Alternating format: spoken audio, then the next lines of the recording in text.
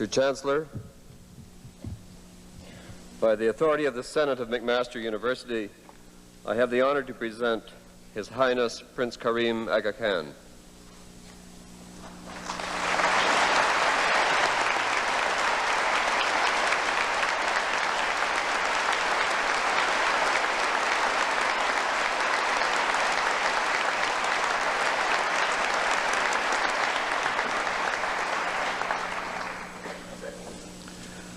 We are fortunate that the presence of His Highness enables us to celebrate the 100th anniversary of McMaster by recognizing our involvement in the development of the Islamic world and our historic debt to that same world. Much of the classical Greek tradition, which we have come to view as part of the Western tradition and as the foundation for many of the Western fundamental beliefs about education and reason, was preserved and transmitted to us by the medieval Islamic centers of education. In that Islamic tradition, which treasures education, rest the Shia Imami Ismaili Muslims and their religious leader and temporal guide, or Imam, His Highness the Aga Khan. His Highness the Aga Khan is known internationally for his deep commitment to humanizing conditions and raising the quality of life for millions of people in the developing countries. He has founded and financed over 200 healthcare centers, diagnostic clinics and dispensaries, 4 general hospitals, and 300 educational institutions. These health and educational centers have been brought within reach of people beset with poverty, ill health, and ignorance in many urban and rural settings of Africa and Asia. The Aga Khan University and the Aga Khan Hospital in Karachi epitomize His Highness's pursuit of excellence in the training of high-quality nurses and in bringing health care to individuals for whom it would otherwise be impossible. In 1983, an agreement was drawn up between the Aga Khan University and McMaster University to establish a high-caliber 4-year educational training program to prepare nurses for teaching and leadership roles at the Aga Khan Hospital in Karachi.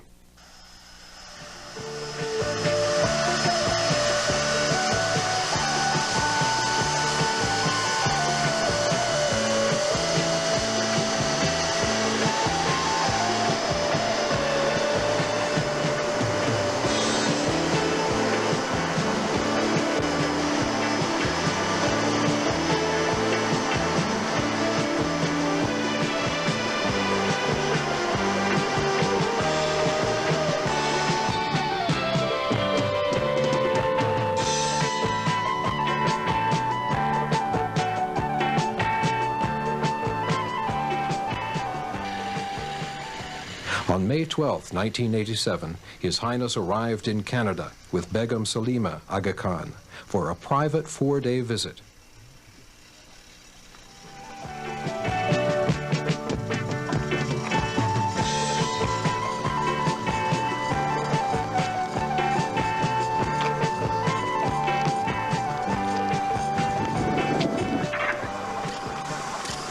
The Chief of Protocol and his wife received their Highnesses at Ottawa Airport on behalf of the Government of Canada. To receive them also were the President of the National Council, Rai Farouk Verji, and other Jamaati leaders.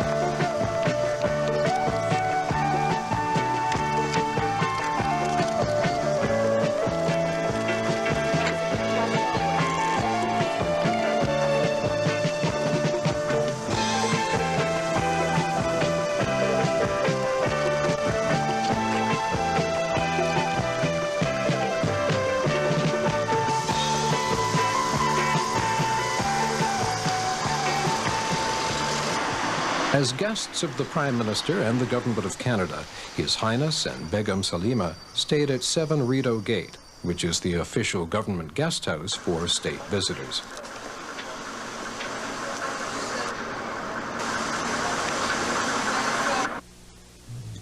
That evening, at their Ottawa residence, the Right Honourable Brian Mulrooney and his wife hosted a dinner in honour of His Highness and Begum Aga Khan.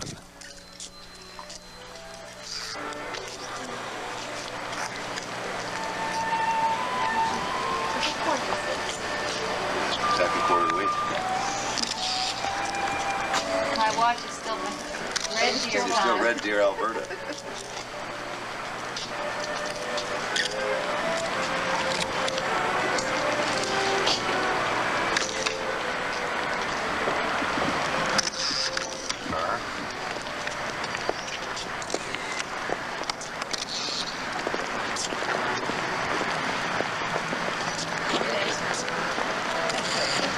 The dinner included several other distinguished guests, such as Mr. Conrad Black and Nobel Prize winner for chemistry, Dr. John Polanyi. At the dinner, the Prime Minister paid a special tribute to His Highness's humanitarian work and to the Ismaili community, which he said had the ability to work together towards achieving excellence. His Highness responded by saying that he had every hope and ambition that Canadian Ismailis would continue to contribute to the well-being of Canada, which had afforded them a new home during the most difficult of circumstances. The following day, on Wednesday, May 13th, a series of high-level meetings with the Canadian International Development Agency and government officials were held.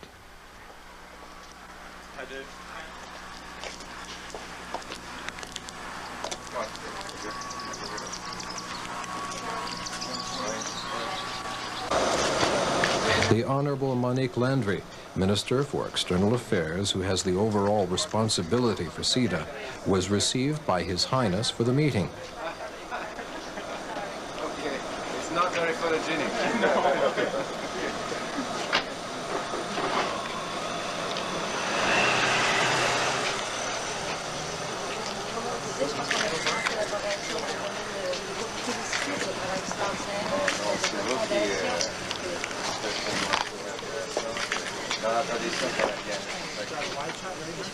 Yep.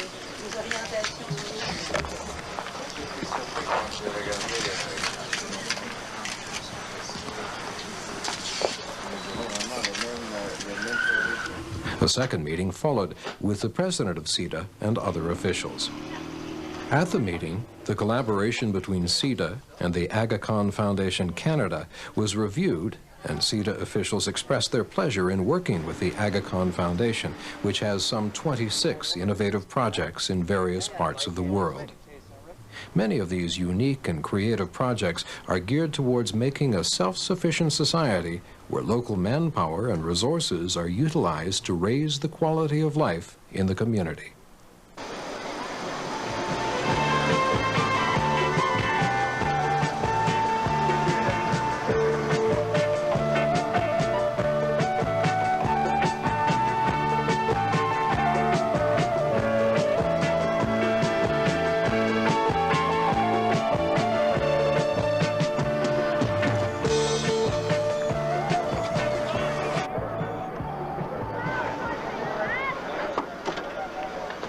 That afternoon at Parliament Hill in Ottawa, His Highness officially met with the Prime Minister to discuss Canada's role in foreign aid.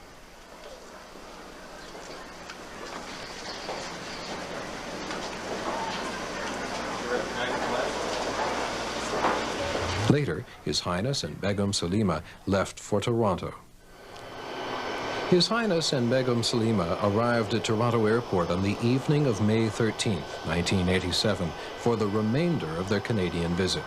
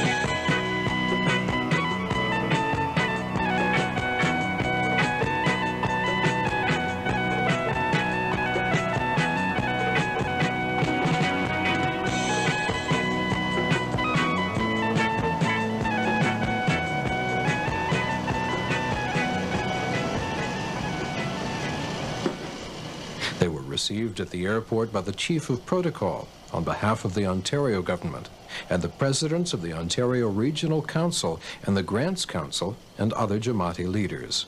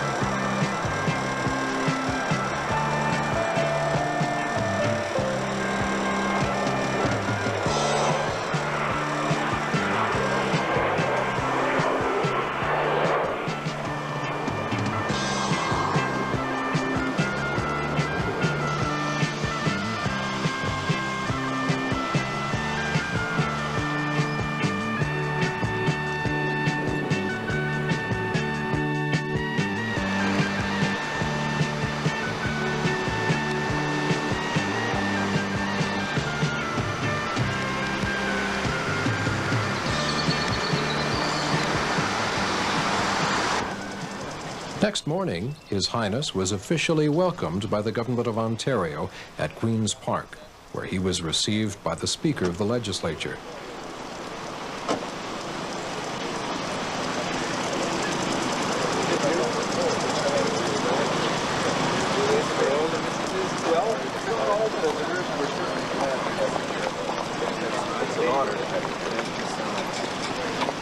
Is this your first?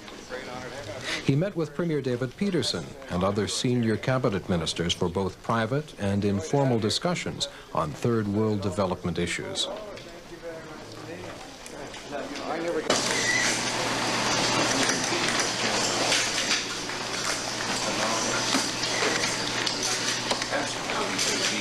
That's the nature of politics. You're lucky you don't have to get elected. I tell you, you're lucky.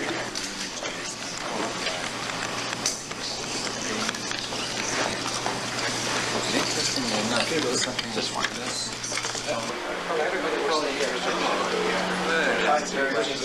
Skills training.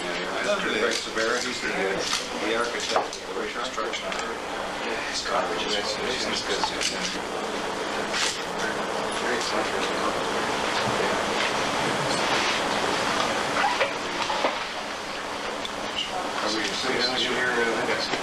Really, he's genuinely been a lead figure in thinking. Where do you consider your major successes? In the health field, I think it's too early to call them successes. I think it's the willingness to challenge problems that haven't been challenged up to. It's the willingness to try and deal with them. I genuinely don't know whether we get the answers, and I think only time will tell. But new roles of urban hospitals, new concepts of bringing health to rural populations. I mean, people forget, in industrialized world, so often they forget that 75% of the population of the developing world is rural and destined to remain rural as long as you live. And you simply have to accept the premise that you've got to turn your own thinking upside down. You cannot bring people to civilization. Civilization's got to go out and find them wherever they are, in whatever form they can live. And it's a total switch. The U.S. population, 2.5% less of the U.S. population produces the whole of its agricultural output. You know, it's just a different basic problem.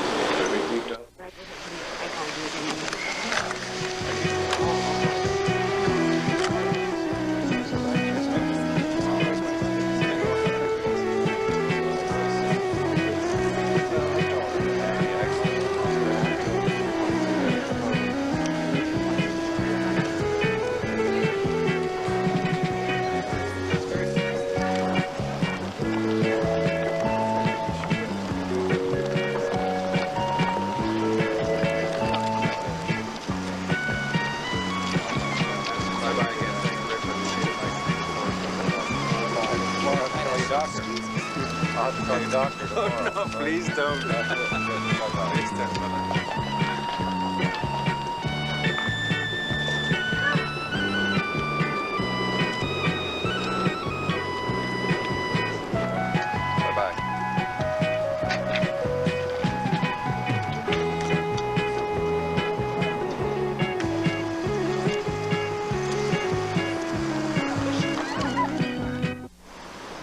Toronto's King Edward Hotel was the venue for His Highness's message to the corporate sector of Canada's business elite.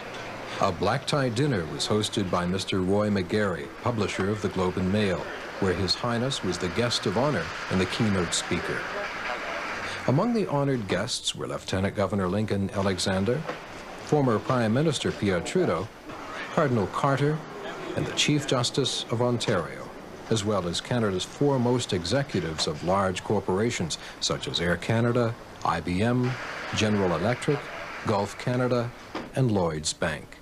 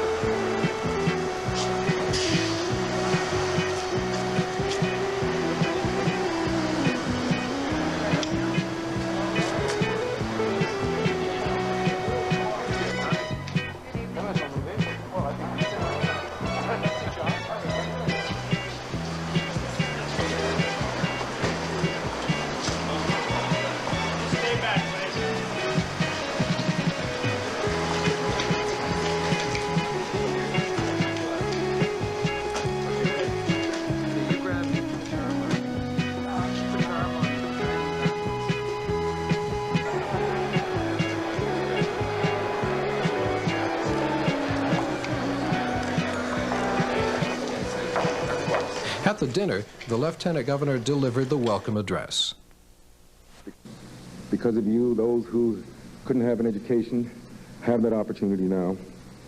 Because of you, the state of the art in terms of health care is a possibility to so many, and as well, your building of medical facilities, as well, your interest in the economic development of the developing countries have allowed so many people to have hope and who can dream.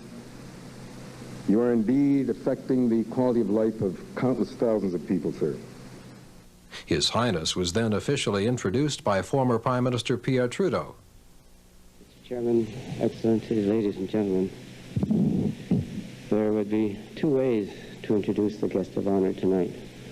The first would be to read that piece which is inside the invitation that I suppose you received as I did, which is a summary of the Aga Khan's life and activities.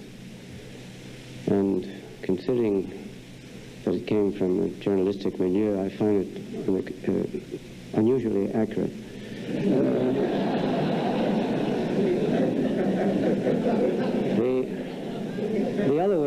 The other way would be to suggest that you think of the stereotype of who is and what happens to somebody who is born to a life of wealth and privilege, and then to reverse that stereotype completely. Then you'd probably get something close to what the Aga Khan is. He was born, I repeat, to privilege and wealth, but he doesn't seem to have strayed in the ways of those who are born in that way. Well, you see in your program that he took an honors degree at Harvard. He also was a member of the Austrian ski team. He is a religious leader who is also a businessman, but a businessman who respects his religious beliefs and who practices them, and I suppose that's the reason why during Ramadan we're not going to eat until sundown. He's a business leader who, like all of you business leaders here, is concerned with the bottom line. But he's got a bottom line to the bottom line, and it is what to do with the profits and the wealth. And as the Lieutenant Governor pointed out, he makes sure that the bottom line is helping alleviate sickness and poverty.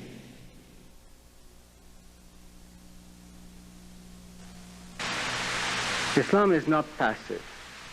It does not admit that man's spiritual needs should be isolated from his material daily activities. A Muslim must play an active role in helping his family and the community in which he lives. The object is not to achieve status, wealth, or power, but to contribute to society's overall development. This implies a moral responsibility to help its weaker, less fortunate members. Today, the Aga Khan development institutions form one of the larger and certainly one of the most diverse non-governmental networks in the world. More than 37,000 young people are educated in our schools and universities. Some 200 medical facilities caring for over 1.5 million people every year offer a range of services from primary health care to major surgery. The Aga Khan Foundation, in cooperation with the Canadian International Development Agency, Alberta Aid, and a number of other preeminent international development institutions, is engaged in trying to find new approaches to old conundrums of disease, illiteracy, and naked poverty. It is equally certain today that foreign investment and know-how, personified by audiences such as this, can provide a powerful boost for social and economic advance in many parts of the Third World. It is here, I think, that the track record of the Aga Khan Fund of Economic Development, known as ACFED, is instructive. Today, more than 10,000 people are employed in 65 conferred enterprises in 12 countries. These companies now have total assets in excess of $450 million, and a number of them are quoted on local stock exchanges. What is more, over 95% of conferred associated companies show a profit. And this has been achieved not in the newly industrializing countries where most foreign investments tend to flow, but in the low-income states of Asia and Africa. Compelling motives for investment in the third world include a reasonable rate of return, as we have achieved through the EMGF, and the desire to plug into new resource bases. There is also considerable human potential waiting to be harnessed, as the shrinking tribe, whose outlook and aspirations were shaped by the colonial experience, gives way to a younger, better educated, and psychologically less marked generation. I am not suggesting that the private sector can substitute for the multilateral and bilateral development agencies, such as the World Bank and CEDA, which have played such a crucial part in improving the human condition over the past 40 years. On the contrary, foreign private investment is a vital complement in providing the kind of economic momentum through its emphasis on quality and management skills that official development assistance cannot achieve alone. This particular visit, I believe, has reinforced the Jamaat's commitment, or should reinforce the commitment, a commitment which is increasingly being shared by the larger community, especially the corporate sector, of which we are forming an important part.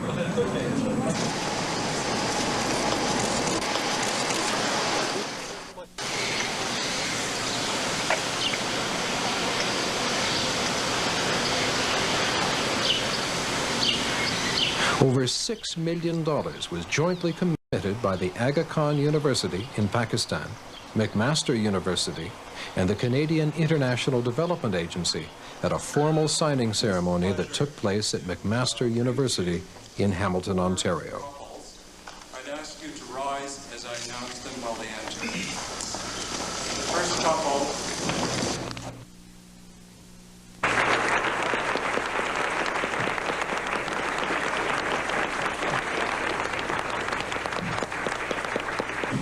Your Highnesses, Mr. Consul General, Dr. Lee, Dr. Ulmer, Mrs. Catley Carlson, honored guests, and ladies and gentlemen.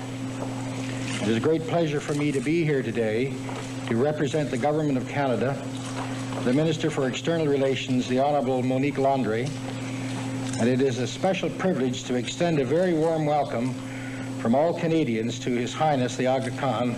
You are known throughout the world for your compassion and for your commitment to improving conditions of life for people in developing countries. Your vision and humanity are an inspiration to all of us. The Aga Khan University has, since its inception, enjoyed the constant encouragement, the wise counsel, and the invaluable assistance of McMaster University, and for many of its educational and demonstration programs, has received critical financial support from the Canadian International Development Agency. The agreements being signed today, which will open new educational opportunities for Pakistani nurses, also serve as a reaffirmation by the three entities represented of the benefits to be derived from the collaboration of a new university. The agreement is a 5-year extension of the previous one signed 4 years ago, which was designed to provide further training at McMaster for nurses from the Aga Khan University, who will assume teaching and leadership roles at the university in Karachi. This highly successful program is geared towards helping to raise awareness of the importance of nursing in Pakistan, where there is a critical shortage of nurses and where doctors outnumber nurses 3 to 1.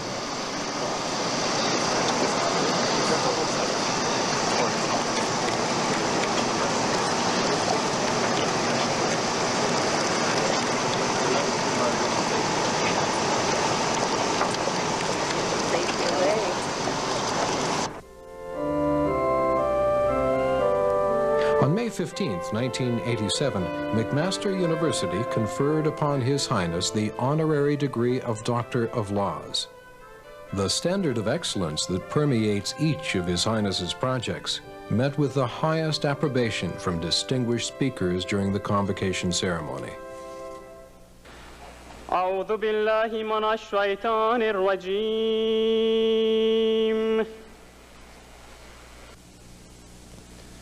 بسم الله الرحمن الرحيم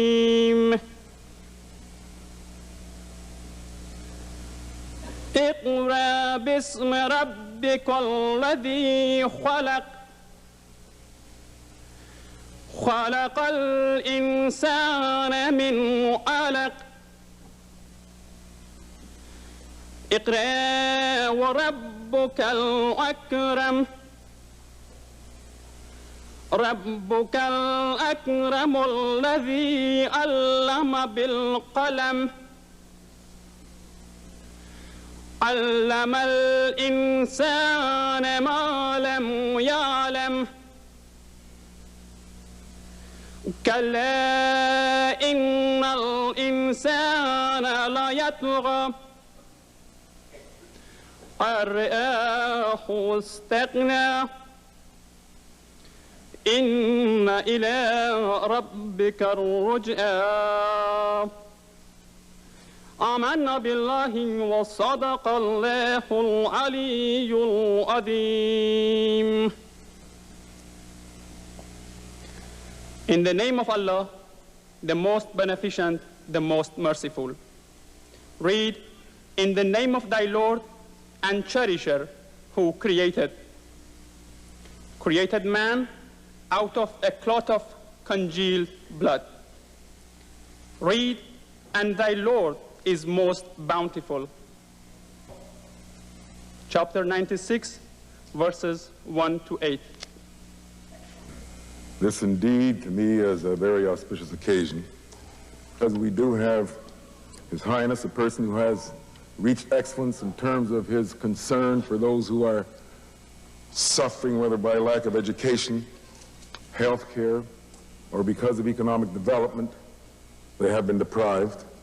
Through his imaginative leadership and careful guardianship of the trust of his followers, His Highness has established a unique blend of educational, medical, and commercial enterprises in Asia, the Middle East, and Africa, which have contributed to development and alleviated the suffering of many. He is unique in bridging the underdeveloped and the highly developed worlds. For his sober and responsible leadership in the advancement of the Third World, for his promotion of education and the ideal of education, for his major contribution to health care in Pakistan and his involvement of McMaster in that project, and for his extraordinary efforts in bridging many and very diverse religions and cultures, Mr. Chancellor, I present to you His Highness Prince Karim Aga Khan, that you may confer upon him the degree Doctor of Laws honoris causa.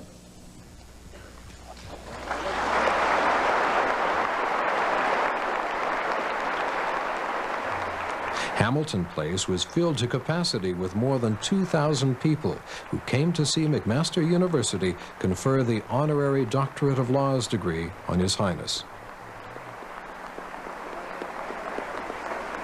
I have the great pleasure to confer upon you the degree Doctor of Laws honoris causa in McMaster University with all the rights and privileges pertaining to that degree.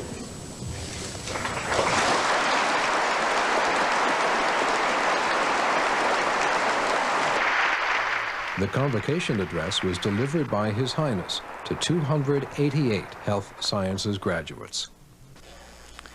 The great bulk of the 7 million people of Karachi and the 100 million people of Pakistan are not ruled by the assumptions of science.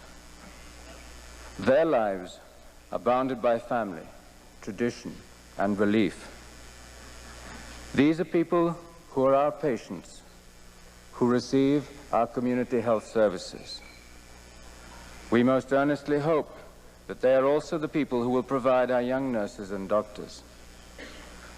To reach them, to have truly effective medical and health care, the Arkan University and Hospital must do things the West and science probably cannot teach us.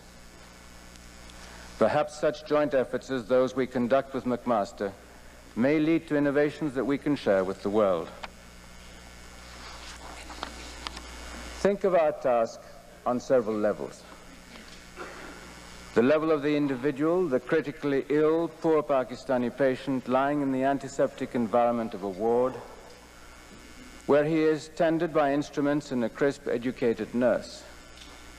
But we increasingly ask ourselves, what combination of family members to serve and hearten him, food he recognizes, even music and TV in his Sindhi or Urdu tradition, will humanize his environment?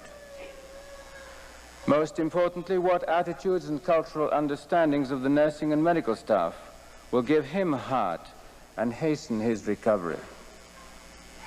Can such inputs even provide economies and bring the cost of modern medical care more easily within his means? How do we build these understandings and attitudes in our systems and training and service? You are graduating with a professional qualification. The courses that led to your degree have their powerful internal logic. Your profession has its assumptions about standards, and increasingly about its rights and privileges. But the world you enter will not be labeled physiology, cardiology, and genetics. It is a world of unwell, fearful people. Professional standards and assumptions can provide a form of intolerance, pride, and myopia, as intractable as the rigidities of traditional societies. As you know far better than I, science alone will not give us much guidance on when to prolong human life and whether to intervene in its creation. The industrialized world only rather recently has rediscovered that these questions engage not merely professional ethics and standards, they touch the deeply held convictions of a Judeo-Christian tradition, an idea of humanity that has challenged the prophets and philosophers for thousands of years. Nations cannot assign these issues to a priesthood of scientists. They require the sources of the human spirit as well as mind. The Islamic world is dealing with these questions on two fronts simultaneously. First, in the reintroduction of science and its skeptical worldview that it is not part of current tradition. Second, Islamic societies are rediscovering the importance of the modern secular world, of their Islamic ethical underpinning. Is it any surprise that there is soul-searching and social upheaval, but also intellectual vitality and tumult among the people of the Islamic world? Science is a wonderfully powerful tool, and research budgets are essential. But science is only the beginning in the new age we are entering. My hope is that in Islamic Pakistan, the Aga Khan University and Hospital can make progress in developing new models. Islam does not perceive the world as two separate domains of mind and spirit, science and belief. Science and the search for knowledge are an expression of man's designated role in the universe, but they do not define that role totally. Surely there is no more worthy area in which East and West can work to bond these two aspects of man's understanding than the field of health sciences that our graduates enter this evening. The world is an infinitely exciting place. You have been wonderfully trained. I congratulate you and urge you to move forward with all reason, imagination, and human understanding. Thank you.